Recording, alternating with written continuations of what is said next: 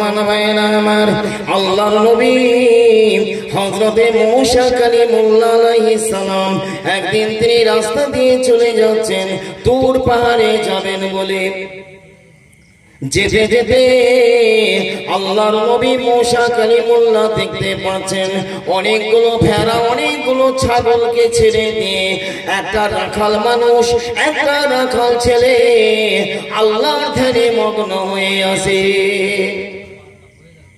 কি যেন বিড়বিড় করে, কি যেন আস্তে আস্তে আল্লাহর কাছে কথা দান প্রদান করছে, কি যেন বলা কওয়া করছে।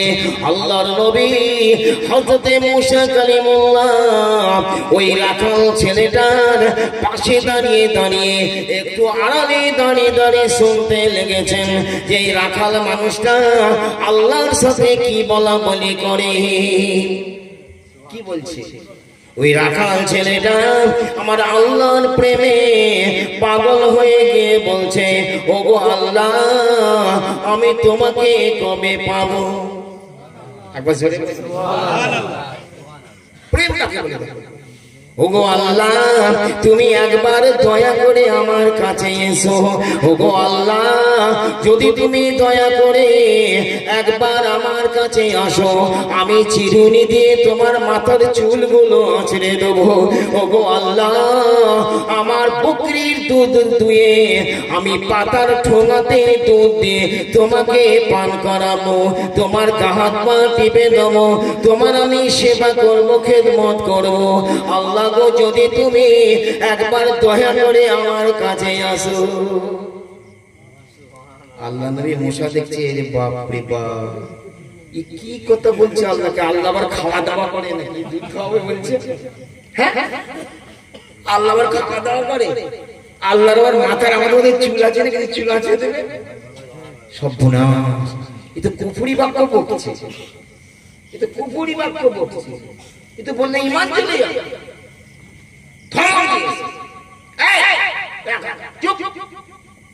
কি বলছিস? আমি তো আল্লাহকে ডাকছি, খবরদার ফারদার এরকম কথা তুমি আল্লাহর সামনে বলবে, একদম বলবে। আল্লাহকে মাথার চুল আছে নাকি? মেয়েদের দুধ চুল আছে? আল্লাহকে দুধ খায় যে তুমি দুধ পান করে দেবে, আল্লাহকে হাত পাতি দেবে, তেল মালিশ করে দেবে? হ্যাঁ, একদম বলবে।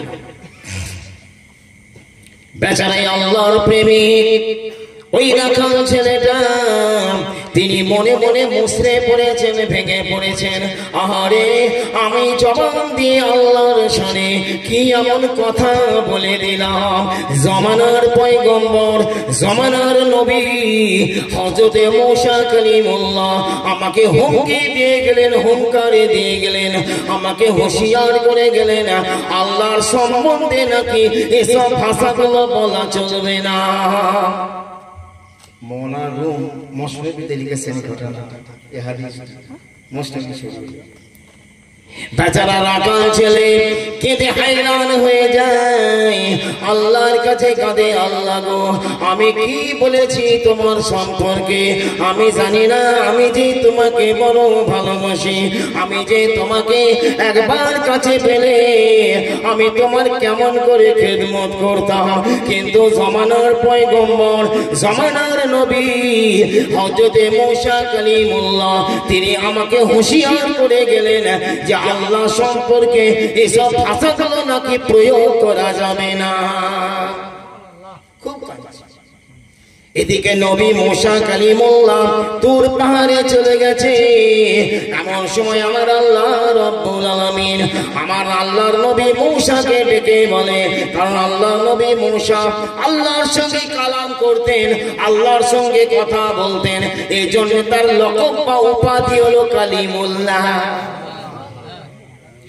আল্লাহর নবী হযরতে মূসা কালিমুল্লাহ যখন আল্লাহর সঙ্গে কথা বলতে গেছেন, আর আল্লাহ রাব্বুল আলামিন মূসাকে ডেকে বলে, ও মূসা কালিমুল্লাহ, তুমি আমার একজন প্রেমিক বান্দাকে আমার শরণ থেকে সরিয়ে দিলে কেন বলো? একবার জোরে জোরে, আর একটু জোরে। সুবহানাল্লাহ।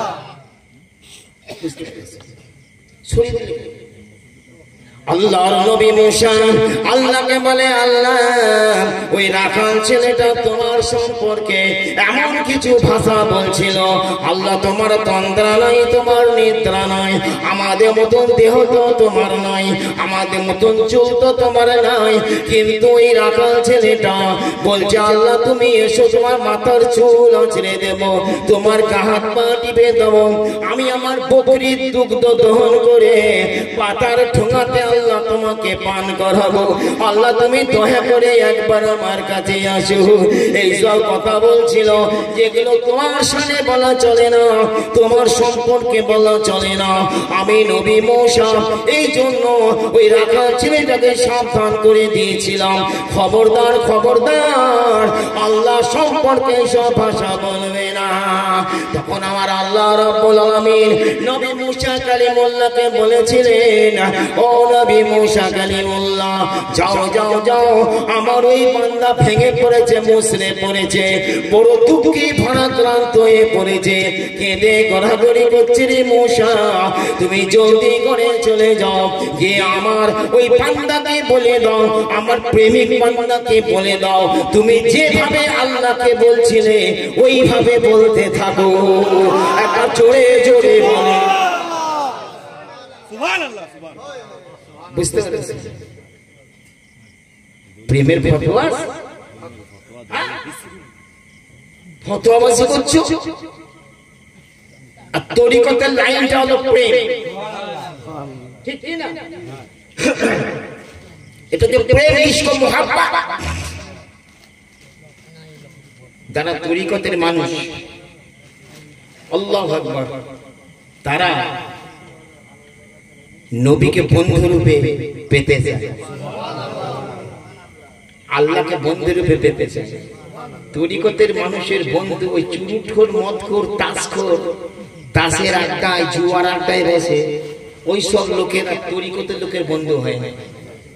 যারা তরিকতের মানুষ তাদের বন্ধু হচ্ছে আল্লাহ, তাদের বন্ধু হচ্ছে নবী, তাদের বন্ধু হচ্ছে তার পীর, তার মুর্শিদ। জোরে বলুন সুবহানাল্লাহ। এই কথা ঠিক কি না? তাদের বন্ধু হচ্ছে পীর ও মুর্শিদ, তাদের বন্ধু হচ্ছে নবী। যদি বলেন নবী বন্ধু, কোরআন ওমা সাহিবুকুম বিমাজনুন, আমার আল্লাহ বলছেন ও জগতের মানুষ, আমার নবী অর্থাৎ তোমাদের সাথী বন্ধু, সে কিছুতেই পাগল নয়, মজনু নয়। কাফেরের দলেরা, আবু জেহেলের দলেরা আমার নবীকে পাগল বলে আখ্যা দিয়েছিল, উন্মাদ বলে আখ্যা দিয়েছিল।